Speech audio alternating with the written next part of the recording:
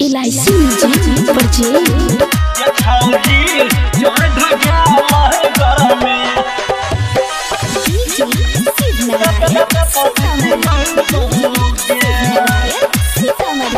छौरी चढ़ गया गरमी चलन के पसी पियाई बौगे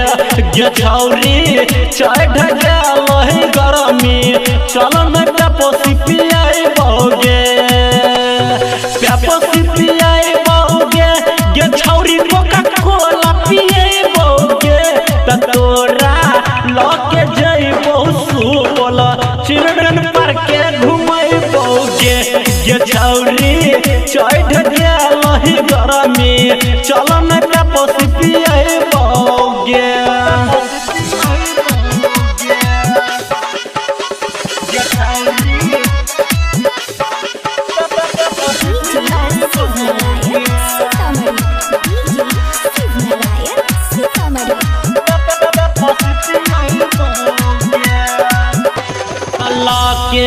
जेबो समस्तीपुर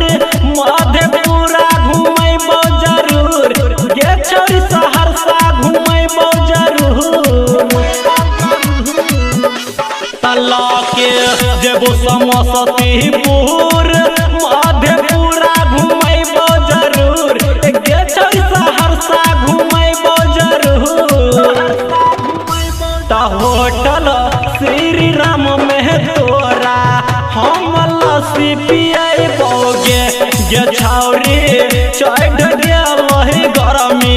चलन के पसी पियाई बौगे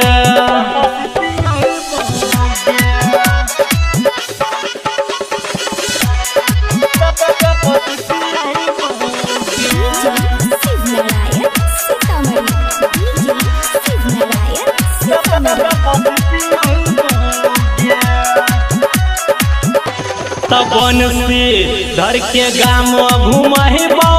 सिंगर लल्टू से तोरा मिलैबो गे छौरी लक्ष्मीपुर तोरा घुमैबो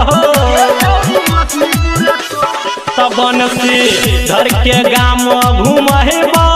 सिंगर लल्टू से तोरा मिलैबो गे छौरी लक्ष्मीपुर तोरा घुमैबो हेमसम गजल संगे जइहा तोरा लस्सी पियाई बौगे गे छौरी चढ़ गया गरमी चलन के पसी पियाई बौगे LIC म्यूजिक रिकॉर्डिंग स्टूडियो